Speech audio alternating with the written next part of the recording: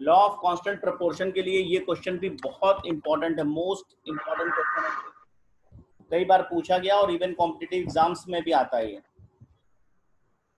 Question है। Copper sulphate crystal contains 25.45% of copper and 36.07% of H2O.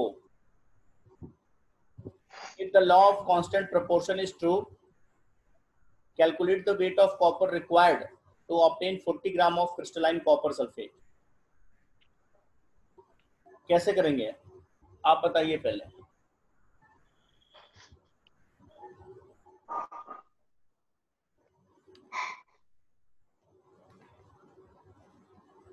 बताइए कैसे हो सकता है। सर कर रहे, एक सेकेंड। देखो आपसे क्वेश्चन कह रहा है कि कॉपर सल्फेट क्रिस्टल्स के अंदर 25.45% कॉपर होता है और 36.07% H2O होता है। तो इसका मतलब ये हुआ कि अगर law of definite proportion okay है, करेक्ट है, ट्रू है, तो according to law of definite proportion जब कभी भी आप कॉपर सल्फेट बनाएंगे और किसी भी मेथड से बनाएंगे तो उसमें भी तो कॉपर और वाटर का यही परसेंटेज होना चाहिए। यही तो लॉ ऑफ डेफिनिट प्रोपोर्शन है। अगर कॉपर और वाटर का ये परसेंटेज है कॉपर सल्फेट क्रिस्टल में तो हमेशा यही परसेंट रहेगा। क्लियर? तो अब आपको बताना है कि कितना कॉपर रिक्वायर्ड होगा टू ऑब्टेन 40 gram of crystalline copper sulphate. 40 gram copper sulphate अगर हमें बनाना है तो कॉपर कितना चाहिए। तो अब मेरी बात समझिए, जब कभी भी आप कॉपर सल्फेट बनाएंगे, क्योंकि एक बार अगर हमको ये डेटा मिल गया तो इसका मतलब हर समय यही ऑलवेज यही प्रोपोर्शन होगा कॉपर का और H2O का। अगर आप 1 ग्राम कॉपर सल्फेट बनाएंगे तो उसमें भी 25.45% कॉपर होगा। आप 5 ग्राम कॉपर सल्फेट बनाएंगे तो उस 5 ग्राम का 25.45% उसमें कॉपर होगा। आप 40 ग्राम अगर क्रिस्टलाइन कॉपर सल्फेट बनाएंगे तो डेफिनेटली उसमें भी 25.45% ही कॉपर होगा, क्योंकि ये प्रोपोर्शन नहीं चेंज होगा according to law of constant proportion. Clear? ये बात समझ में आ रही नहीं जो मैंने कहा? Yes sir. यही तो लॉ ऑफ कांस्टेंट प्रोपोर्शन है कि जो भी प्रोपोर्शन या जो परसेंटेज है एलिमेंट्स का, किसी भी कंपाउंड के कंस्टिट्यूएंट एलिमेंट्स का, वो प्रोपोर्शन ऑलवेज कांस्टेंट रहता है, डेफिनेट रहता है, वो चेंज नहीं होता है कि हर बार चेंज हो जाए। तो इसका मतलब सॉल्यूशन कैसे करेंगे यहाँ पे हम लोग? सर 25% उसका निकालेंगे 40 ग्राम का। बस वही आंसर हो गया। Yes sir 10.18 gram. हाँ, तो हम पहले यहाँ पर लिखेंगे, क्या लिखेंगे? According to law of constant proportion, है ना, हम इसी लॉ के अकॉर्डिंग कर रहे हैं। According to law of constant proportion क्या है इस लॉ के according? The percentage of copper in copper sulphate solution, any sample of copper sulphate, कोई भी सैंपल ले लो आप। यस किसी भी सैंपल को कॉपर सल्फेट का आप ले लीजिए, कैसे भी आपने बनाया हो, इज ऑलवेज इक्वल टू कितना होगा? 25.45%। ये इतना ही रहेगा हमेशा। ठीक है, तो बस यहां से आप निकाल लीजिए। Hence the amount of copper required for 10 gram of copper sulfate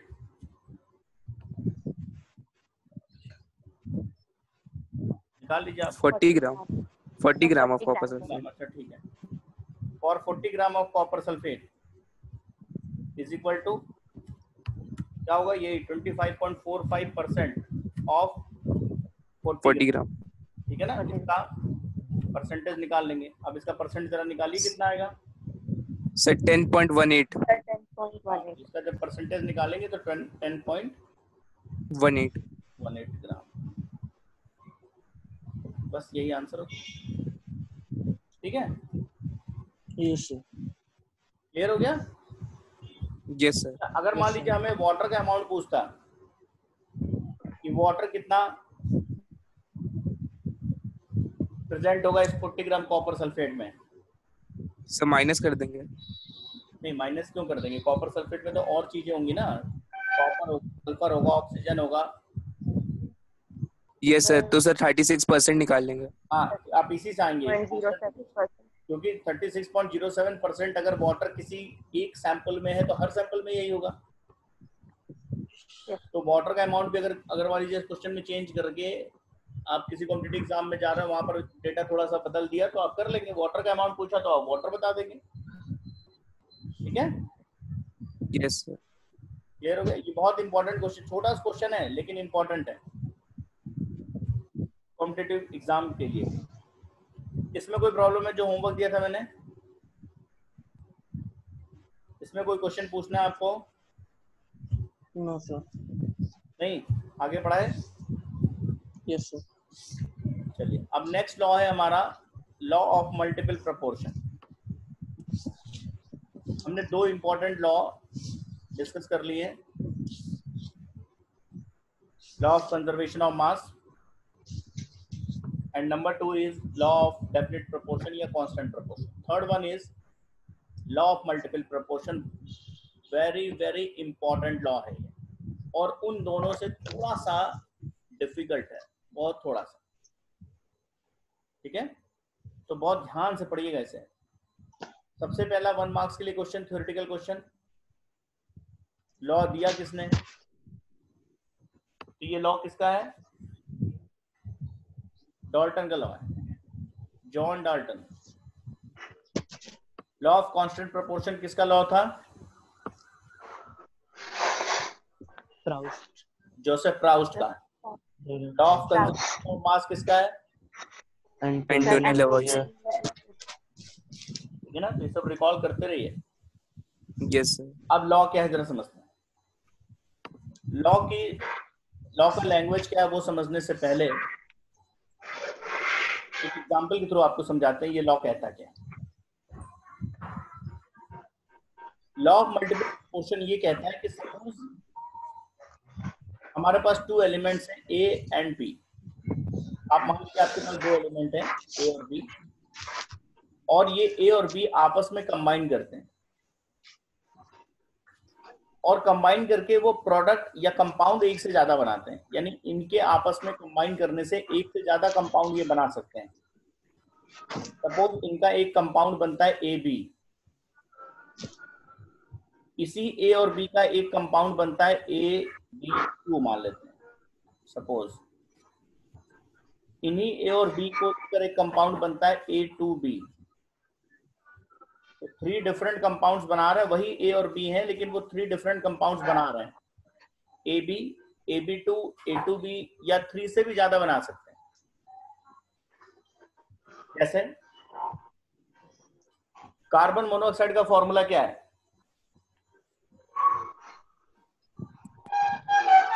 carbon monoxide का फॉर्मूला क्या है? CO। ठीक है, तो कार्बन मोनोऑक्साइड किसका किसका कंपाउंड है? कौन सा एलिमेंट है जिनका कंपाउंड है ये? कार्बन और oxygen. Carbon and oxygen. Carbon dioxide का फॉर्मूला क्या है? CO2। किन एलिमेंट्स का कंपाउंड है? Carbon and oxygen. यानी कार्बन मोनोऑक्साइड भी सी और ओ का ही कंपाउंड है, और कार्बन डाइऑक्साइड भी सी और ओ का ही कंपाउंड है। यानी सी और ओ CO भी बनाते हैं और सी और ओ CO2 भी बनाते हैं। क्लियर? वैसे ही yes. एलिमेंट्स हैं जो ए बी कंपाउंड भी बनाते हैं, AB2 भी बनाते हैं, A2B भी बनाते हैं, या इससे भी ज्यादा बना सकते हैं। एक और एग्जांपल के थ्रू समझाते हैं हम। हाइड्रोजन पेरोक्साइड का फॉर्मूला क्या है?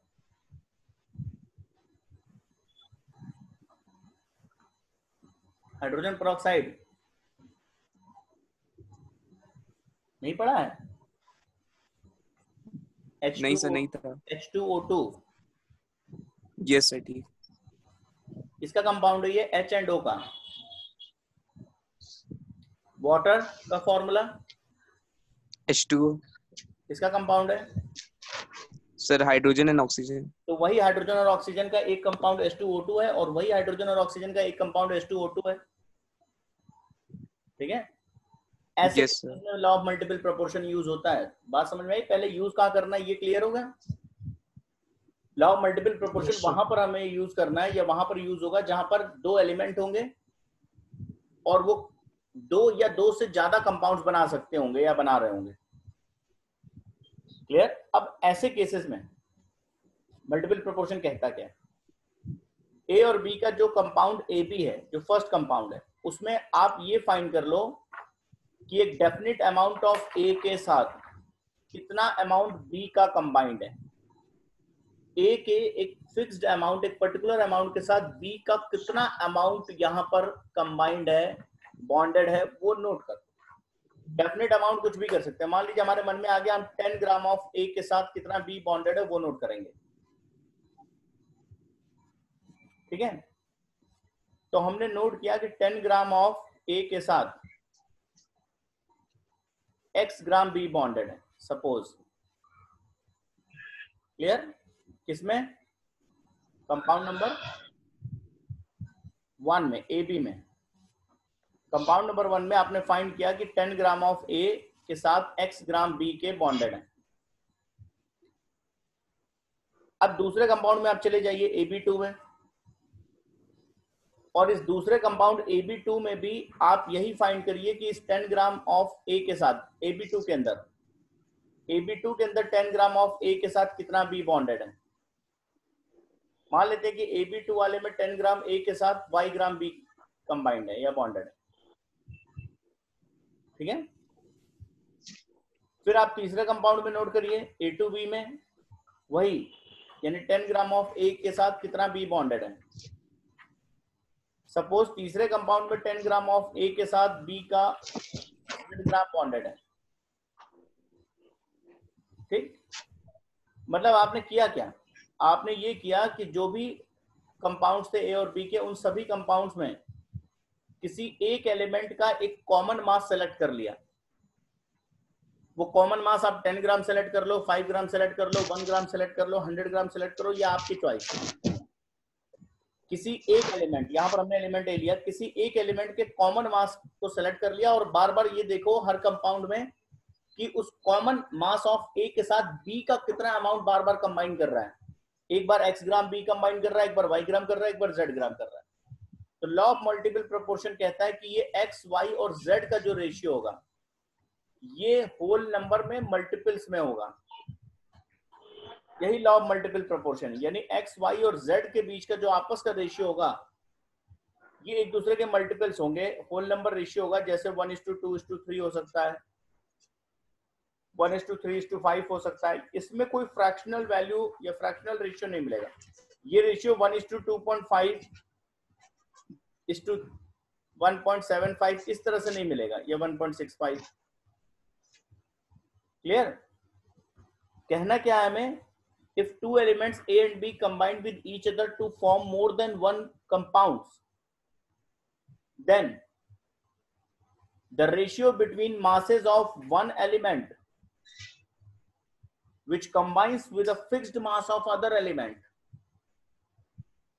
is always whole number ratio. Is always whole number ratio. Law को ध्यान से पढ़िए एक बार, अभी मैं फिर समझाता हूं, मुझे मालूम है ये थोड़ा सा टफ है।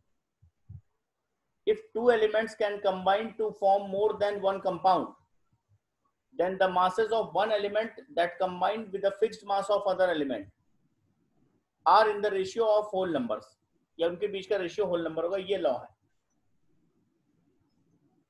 तो यहां पर दो एलिमेंट होंगे, वो कम से कम 2 कंपाउंड अपने बना रहे होंगे, या 2 से ज्यादा भी बना सकते हैं, मिनिमम 2 कंपाउंड्स वो बना रहे होंगे।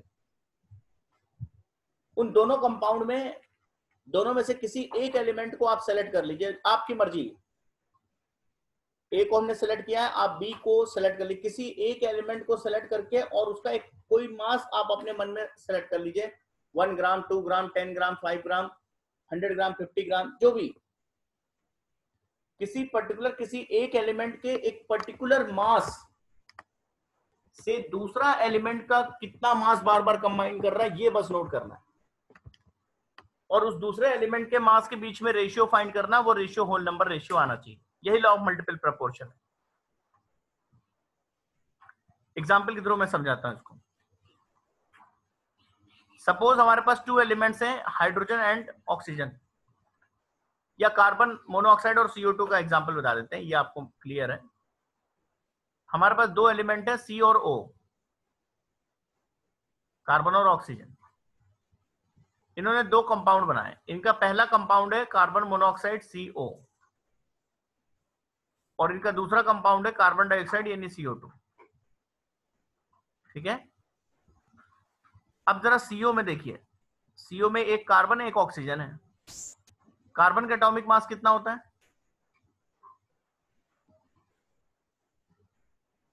कार्बन का एटॉमिक मास कितना होता है? सर 12। और ऑक्सीजन का 16। तो इसका मतलब इसमें 12 ग्राम कार्बन है और 16 ग्राम ऑक्सीजन है। Yes sir. एक एक एटम है दोनों के। या आप ये कह सकते हो कि जो पहला कंपाउंड है यानी कार्बन मोनोऑक्साइड, उसमें 12 ग्राम कार्बन के साथ कितना ऑक्सीजन बॉन्डेड है? 16 ग्राम। ठीक है, ये हमने नोट कर लिया। अब हमें ये फाइंड करना है, ये हमारा इक्वेशन नंबर 1 हो गया मान लो। अब हमें ये फाइंड करना है कि जो हमारा दूसरा कंपाउंड था इन्हीं एलिमेंट्स का, इन्हीं दोनों एलिमेंट का जो दूसरा कंपाउंड था यानी CO2, उसमें इतने ही ग्राम कार्बन के साथ जो यहां पर है, यानी 12 ग्राम ऑफ कार्बन के साथ कितना ऑक्सीजन कंबाइंड है सेकंड कंपाउंड में। तो सेकंड कंपाउंड में कितना ऑक्सीजन कंबाइंड है? 32 ग्राम। 32 ग्राम। ठीक है, कार्बन के एक पर्टिकुलर मास से, और वो पर्टिकुलर मास क्या है? 12 ग्राम। पर्टिकुलर मास ऑफ कार्बन से कितना ऑक्सीजन बार बार कंबाइन कर रहा है वो आप नोट कर लेंगे। एक बार 16 ग्राम कर रहा है और एक बार 32। तो इनका रेशियो अगर हम आपस में देखेंगे तो ये होल नंबर रेशियो मिलना चाहिए। अब रेशियो देखिए आप, 16:32 कितना रेशियो है? ये 1:2 है या नहीं है? Yes sir. Whole number ratio है या नहीं है ये? Yes sir. ये चीज मतलब यहां पर ये वैल्यू 1:2.6 या 2.3 या इस टाइप से नहीं आएगा। ठीक है, चाहे 1:1 आए, जो भी आएगा होल नंबर रेशियोज बनेंगे। Yes sir. किसके किसके बीच में होल नंबर रेशियो बनेंगे? किसके बीच में सेकंड होल नंबर? कंपाउंड के किसी एक एलिमेंट के मासेस के बीच, एलिमेंट। किसी एक एलिमेंट के मासेस के बीच में रेशियो देखना है जो दूसरे एलिमेंट के एक डेफिनेट मास से बार बार कंबाइन कर रहा है। हमने मान लीजिए यहां पर वो डेफिनेट मास 12 ग्राम लिया था। ये कोई हार्ड एंड फास्ट रूल नहीं है। आप मान लीजिए कि आप 1 ग्राम कार्बन से कंबाइंड ऑक्सीजन का मास कैलकुलेट करेंगे बार बार। हमने 12 ग्राम लिया, आपका मन, आप कहते हैं कि सर हम 1 ग्राम कार्बन से कितना ऑक्सीजन बॉन्डेड है हम ये कैलकुलेट करेंगे बार बार। दोनों कंपाउंड में हम इस डेटा को कैलकुलेट करेंगे। तो आप फ्री हैं, आप करिए उसको। कैसे कर लेंगे? अब जैसे अभी हमने क्या कहा, 12 ग्राम कार्बन के साथ कितना ऑक्सीजन बॉन्डेड है कंपाउंड 1 में? 16 ग्राम है ना। तो 1 ग्राम कार्बन के साथ कितना ऑक्सीजन कंबाइंड होगा? 16/12 ग्राम। आपने इस डेटा को मान लीजिए नोट किया, कोई बात नहीं, आप इसे नोट कर लीजिए। लेकिन जो आप यहां पर लीजिए, आपने अगर यहां 1 ग्राम कार्बन के साथ कंबाइंड ऑक्सीजन का मास नोट किया है, तो फिर सेकंड वाले में भी आपको 1 ग्राम कार्बन से ही कंबाइंड ऑक्सीजन का मास निकालना है। यस। और तब ये जो मास है 16/12 और दूसरे कंपाउंड में 1 ग्राम कार्बन के साथ जितना ऑक्सीजन कंबाइंड है, तो इन दोनों मास के बीच में रेशियो देखेंगे तो ये होल नंबर रेशियो बनेगा यहां पर भी। कोई कहता है कि हम कार्बन के 5 ग्राम के साथ कंबाइंड ऑक्सीजन का मास कैलकुलेट करेंगे, तो आप फ्री हैं।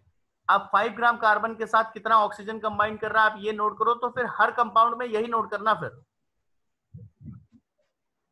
है ना। Yes sir. यानी किसी जितने भी कंपाउंड है उसमें किसी एक एलिमेंट का एक कॉमन मास आप ले लीजिए। वो कॉमन मास आप 1 ग्राम लेते हैं कि 10 ग्राम लेते हैं कि 5 ग्राम लेते हैं, ये कहीं डिफाइंड नहीं है। बट जो भी लेना, आप 100 ग्राम लीजिए। आप एक एलिमेंट का एक डेफिनेट मास सेलेक्ट कर लीजिए और उस डेफिनेट मास ऑफ एलिमेंट ए के साथ बी का कौन कौन सा मास हर कंपाउंड में कंबाइंड है वो नोट कर लीजिए।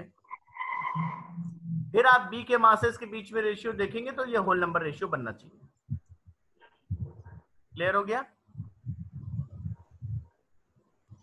ये लॉ ऑफ मल्टीपल प्रोपोर्शन है।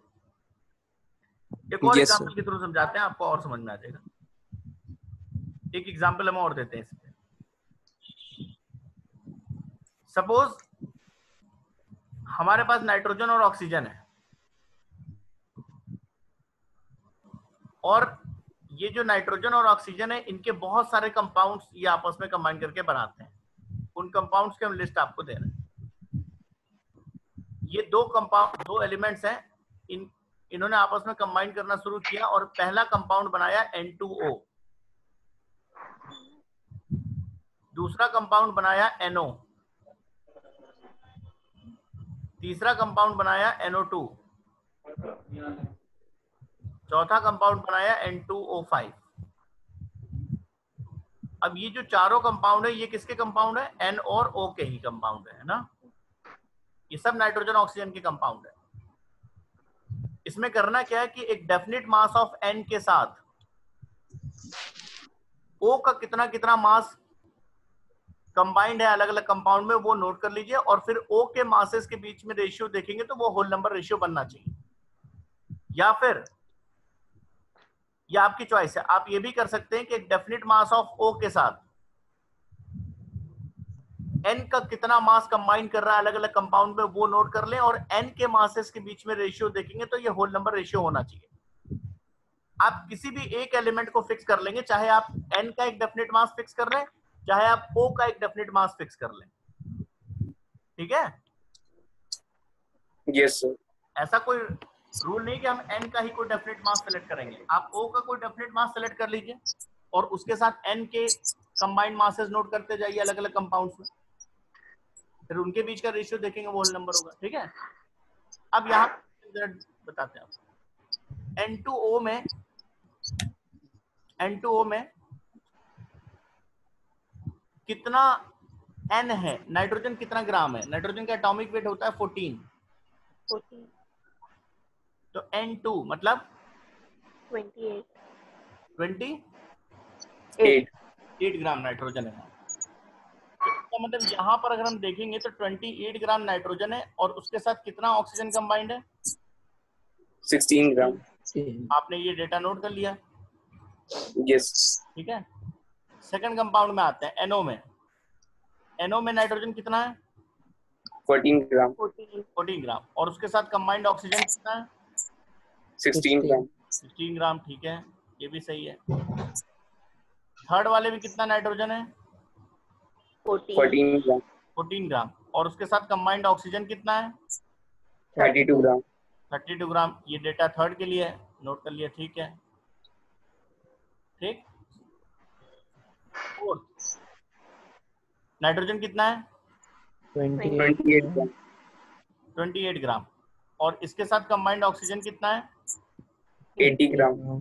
80 ग्राम, नोट कर लिया आपने। ठीक है, अब बस हमें ये बताइए कि क्या आपने नाइट्रोजन का कॉमन मास लिया हर एक केस में? No, sir. नहीं। No. तो हम अभी, क्या ऑक्सीजन का कोई मास कॉमन है सब में? No, sir. किसी भी एलिमेंट का कोई कॉमन मास अभी नहीं लिया हमने। किसी एक एलिमेंट के कॉमन मास के साथ दूसरे एलिमेंट का क्या मास कंबाइन कर रहा है ये फाइंड करना पड़ेगा हमें। तो सबको पहले कॉमन प्लेटफॉर्म पे लाते हैं। जैसे यहाँ पर नाइट्रोजन के 14 ग्राम के साथ कंबाइंड ऑक्सीजन आपने फाइंड किया है, यहाँ नाइट्रोजन के 14 ग्राम के साथ कंबाइंड ऑक्सीजन का वेट नोट किया है, यहाँ पर नाइट्रोजन के 28 ग्राम के साथ कंबाइंड ऑक्सीजन नोट किया है। तो इस यहाँ पर भी आप 14 ग्राम नाइट्रोजन से कंबाइंड ऑक्सीजन नोट करिए इसी डेटा से, यूनिटरी मेथड लगा के। कैसे? 28 ग्राम के साथ 16 ग्राम ऑक्सीजन है, तो 1 ग्राम के साथ 16/28, और 15 ग्राम के साथ 8 ग्राम। हाँ, ठीक है। चलो, हम वो सॉल्व कर रहे थे, वैसे आप डायरेक्ट आपने बता दिया, तो 8 ग्राम। इसका मतलब अगर यहाँ भी 14 ग्राम नाइट्रोजन होता कंपाउंड 1 में, तो 8 ग्राम ऑक्सीजन उसके साथ कंबाइंड होता। ठीक है, ये हमारा फाइनल इक्वेशन। यानी यहाँ पर आपने नाइट्रोजन का मास कॉमन कर लिया जो बाकी दो में था। अब यहाँ भी चेंज करिए, 28 ग्राम नाइट्रोजन के साथ 80 ग्राम ऑक्सीजन है, तो 14 ग्राम नाइट्रोजन के साथ 40 ग्राम। 40 ग्राम। अब आपने देखिए इन सारे कंपाउंड्स में जो डेटा था आपके पास, उन सब में नाइट्रोजन का मास आपने कोई कॉमन मास कर लिया, नाइट्रोजन का एक कॉमन मास कर दिया 14 ग्राम। इस डेटा को देखेंगे, इसको देखेंगे, इसको देखेंगे और यहाँ 14 वाले को देखेंगे। एक कॉमन मास ऑफ नाइट्रोजन के साथ जो ऑक्सीजन के कंबाइंड मासेस हैं वो नोट कर लिया। वो क्या क्या है? 8, 16, 32, 40। इनका रेशियो जरा हम बनाते हैं आपस में। 8, 16, 32 एंड 40, क्या रेशियो बन रहा है? 8 से सब डिवाइड सर हो, 8 से डिवाइड कर दो सबको। 1:2, 2 2:4, 4 4:5। 5। क्या इसमें कोई भी फ्रैक्शनल वैल्यू है? No sir. ये सब होल नंबर रेशियो है या नहीं है? Yes Yes, sir. sir. समझ में आ गया law of multiple proportion? Yes sir. ठीक है, मतलब दो एलिमेंट हैं और उनके दो से ज्यादा कंपाउंड अगर एग्जिस्ट कर रहे हैं तो उन सभी कंपाउंड्स में किसी दोनों में से किसी एक एलिमेंट के डेफिनेट मास के साथ दूसरे एलिमेंट का जो मास कंबाइन करेगा उनका आपस में रेशियो होल नंबर रेशियो होना चाहिए। अब इस क्वेश्चन को जो हमने आपको अभी कराया है, इसमें दूसरा एक तरीका ये था कि आप ऑक्सीजन का मास कॉमन रख के नाइट्रोजन के मासेस क्या कंबाइंड है वो नोट कर लेते, ये भी आप कर सकते थे। और नाइट्रोजन के मास के बीच में रेशियो देखेंगे तो वो होल नंबर रेशियो बनना चाहिए, ये भी आप कर सकते हैं, आप फ्री है। तीसरी चीज, हमने यहाँ पर नाइट्रोजन का कॉमन मास 14 ग्राम लिया है क्योंकि दो डेटा ऐसा था जिसमें ऑलरेडी 14 ग्राम था। आप वो कॉमन मास ऑफ नाइट्रोजन 28 ग्राम भी कर सकते थे, ठीक है? क्लियर हो गया? Yes sir. समझ गए ना कि आपको मल्टीपल प्रोपोर्शन में ये रखना नहीं कि हमें यही मास लेना है कि सर ने 14 ग्राम कराया था, वहां एग्जाम में बैठ के याद कर रहे हैं कि क्या मास था। आप 1 ग्राम नाइट्रोजन के साथ कंबाइंड ऑक्सीजन नोट करो, आप फ्री हो। लेकिन फिर सब में 1 ग्राम नाइट्रोजन के साथ कंबाइंड ऑक्सीजन ही नोट करना। ये नहीं होगा कि Yes, किसी में 1 ग्राम नाइट्रोजन के साथ ऑक्सीजन का कंबाइंड मास नोट कर रहे हैं और किसी में 5 ग्राम नाइट्रोजन के साथ ऑक्सीजन का कंबाइंड मास नोट कर रहे हैं, ये नहीं करना बस। तो ये लॉ ऑफ मल्टीपल प्रोपोर्शन है। इलस्ट्रेशन देखिए और आप बताइए कि क्या आप कर पाएंगे लॉ ऑफ मल्टीपल प्रोपोर्शन पे। An element form 2 oxides containing 50% and 40% of the element by mass. Prove that the results are in agreement with the law of multiple proportion. देखिए, कोई एलिमेंट है जो दो ऑक्साइड बना रहा है, पहले ऑक्साइड में 50% और दूसरे ऑक्साइड में 40% एलिमेंट है, यानी बाकी क्या है? ऑक्सीजन है। तो प्रूव करो कि ये data law of multiple proportion के अकॉर्डिंग किया हुआ है या उसको फॉलो करता हुआ है। देखिए, एलिमेंट हम मान लेते हैं M। कोई एलिमेंट M है जो ऑक्सीजन के साथ रिएक्ट करके दो ऑक्साइड बना रहा है, ठीक है? ये दो ऑक्साइड बना रहा है, एक हो गया ऑक्साइड नंबर 1 और दूसरा हो गया oxide number 2। Oxide 1, oxide 2। Oxide 1 के लिए क्या डेटा है? इसमें कितना एलिमेंट है? बोलो, एलिमेंट कितना है? 50%. 50%। रेस्ट 50% क्या है? ऑक्सीजन। ऑक्सीजन हो गया। इसका मतलब आप ये भी कह सकते हो कि 50 ग्राम एलिमेंट के साथ 50 ग्राम ऑक्सीजन कंबाइंड है, यहाँ दोनों 50% है। तो इसका मतलब ये होगा कि अगर 100 ग्राम कंपाउंड लिया जाए तो उसमें 50 ग्राम M होगा, 50 ग्राम O होगा, ठीक है? इसका मतलब यही तो मिला कि 50 ग्राम ऑफ M के साथ 50 ग्राम ऑफ O यहाँ पर बॉन्डेड होगा। मिलेगा नहीं मिलेगा रिलेशन? Yes, sir. चलिए, इसे नोट कर लिया। सेकंड का डेटा देखिए, यहाँ पर एलिमेंट कितना है? 40%. 40%। ऑक्सीजन 60%. 60%। इसका मतलब यहाँ पर ये क्लियर हो रहा है कि 40 ग्राम M के साथ 60 ग्राम O बॉन्डेड है। यहाँ पर m कितना है 40 ग्राम, और उसके साथ कितना ऑक्सीजन बॉन्डेड है 60 ग्राम। क्या m का मास दोनों में कॉमन लिया है अभी हमने? No. नहीं, यहाँ 50 ग्राम m के साथ कंबाइंड ऑक्सीजन नोट किया है, या 40 ग्राम m के साथ, तो क्वेश्चन तो अभी नहीं हो पाएगा।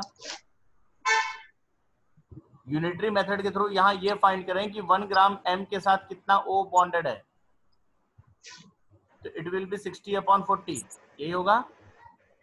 Yes. बोलो। Yes, sir. और 50 ग्राम m के साथ कितना O बॉन्डेड, अगर ये चीज यहाँ भी कैलकुलेट की जाए एलिमेंट m का मास कॉमन रखने के लिए, कितना आएगा ये 50/50. 60/40, इसमें आप इंटू कर देंगे 50 से 75 ग्राम, ठीक है। अब जरा देखिए, अब एलिमेंट m का मास तो कॉमन ले लिया ना आपने दोनों में,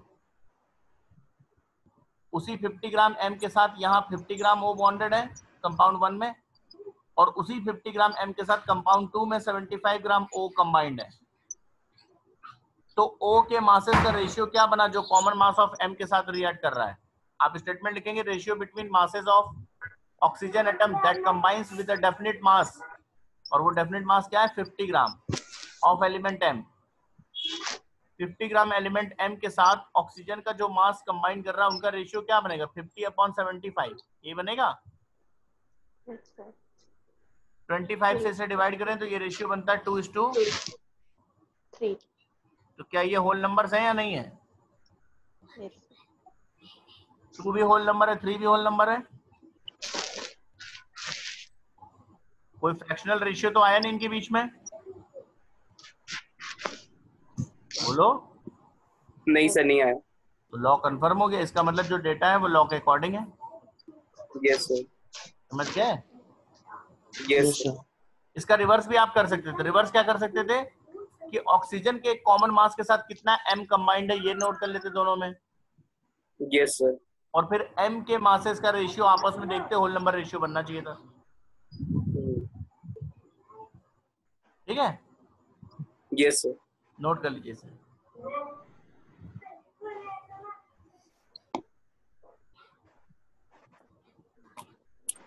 स्क्रीनशॉट ले लो, बाद में नोट कर लेना,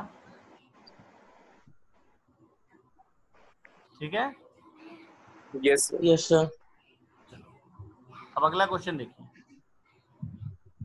देखिए क्या ये क्वेश्चन कर पाएंगे आप?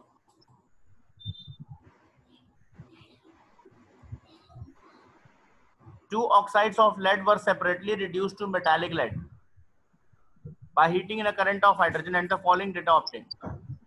Mass of yellow lead oxide taken 3.45 gram, loss in mass during reduction 0.24 gram. Mass of brown lead oxide 1.227 gram, loss in mass during the reduction. Show करना है कि ये data law of multiple proportion के according है। समझाते हैं हम आपको। देखिए एक्चुअली हमारे पास मेटालिक लेड ऑक्साइड है PbO, इसको जब हम रिड्यूस करेंगे हाइड्रोजन के साथ, तो इसको जब रिड्यूस करेंगे तो हमें मिलेगा Pb प्लस जो ऑक्सीजन है वो H2 के साथ चला जाएगा, यानी H2O।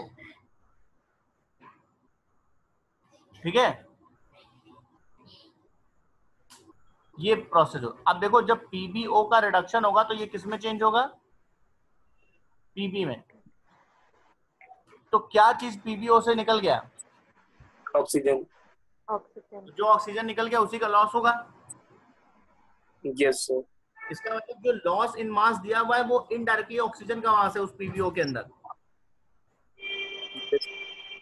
तो पहला जो हमारे पास येलो कलर का लेड ऑक्साइड है उसका डेटा देखिए, उसमें लेड ऑक्साइड कितना है 3.45 ग्राम, और कह रहे हैं कि उसको जब रिड्यूस किया तो इतना मास का लॉस हुआ। में ये जो लॉस है ये किसका मास है उसमें?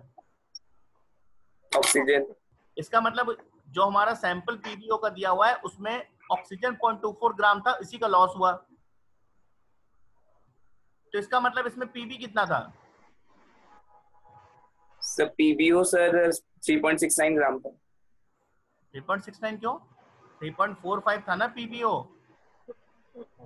ये लेड ऑक्साइड इतना था, और इसको हीट करने Yes, sir, पे, इसको 0.2. रिड्यूस करने पे आप कह रहे हो इतना मास का लॉस मिला हमें, तो ये जो लॉस मिला मास का, ये ऑक्सीजन था इसका मतलब इसके अंदर। भाई इसके अंदर ये जो 3.45 था, So 3.21. हाँ माइनस करोगे ना इसमें से, लेड ऑक्साइड में से Yes, लॉस sir, इन मास का sir. मतलब ऑक्सीजन का मास। तो इसका मतलब जो पहला सैंपल आपके पास लेड ऑक्साइड का है उसमें लेड कितना है? इस सैंपल के लिए लेड कितना है? 3.21। 21. इसका मतलब इस 3.21 ग्राम लेड के साथ कितना O बॉन्डेड है? 0.24. ये डेटा नोट कर लिया। अब दूसरे सैंपल में भी, अब समझ के कहानी कहाँ जा रही है? Yes, sir. दूसरे सैंपल में भी हम इतने ग्राम लेड के साथ देखेंगे कितना ऑक्सीजन कंबाइंड है,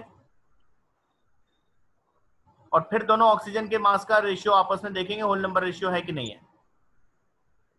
Yes, sir. दूसरे सैंपल ऑफ लेड ऑक्साइड के लिए देखिए क्या डेटा दिया हुआ है। लेड ऑक्साइड इतना है, मास में लॉस इतना मिला। समझ के कहानी क्या करनी है आपको? जो लॉस इन मास है वो किसका मास है?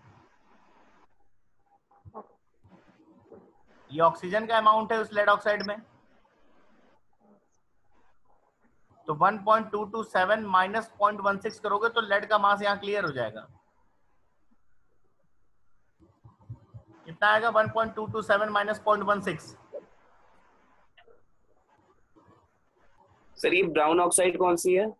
ब्राउन लेड ऑक्साइड मतलब दूसरा कंपाउंड। देखिए वही हमारे पास एलिमेंट तो वही है, लेड और ओ। Yes, sir. ये एक बार येलो लेड ऑक्साइड बना रहे हैं, एक बार ब्राउन लेड ऑक्साइड बना रहे हैं, तो एक कंपाउंड ये हो गया, एक कंपाउंड ये हो गया। Yes, sir. ठीक है, तो पहले कंपाउंड So में वो equation 3.21 लिख ग्राम लेड है और इतना ऑक्सीजन है, दूसरे में यही फाइंड कर लो कितना लेड है कितना ऑक्सीजन है। फिर दोनों में लेड का एक कॉमन मास ले लो, 3.21 ग्राम लेड के साथ कितना ऑक्सीजन बॉन्डेड है, दोनों में यही डेटा नोट करो, और उन ऑक्सीजन के मासेस का रेशियो आपस में देखो, होल नंबर रेशियो मिल रहा है नहीं मिल रहा है। ठीक है, Yes, sir. Yes, sir.